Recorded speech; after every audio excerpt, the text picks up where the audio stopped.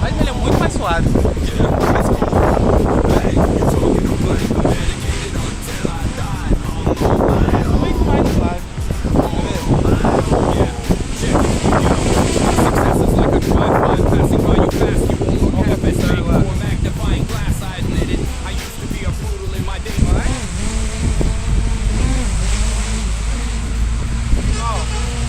Ele é muito silencioso.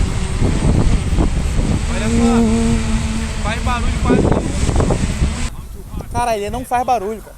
Ele tá na nossa frente. Olha lá. A gente não escuta não, mano. Atenção, se você está em busca do seu primeiro drone bom e barato, mas não sabe por onde começar, dê uma olhada no nosso link da descrição.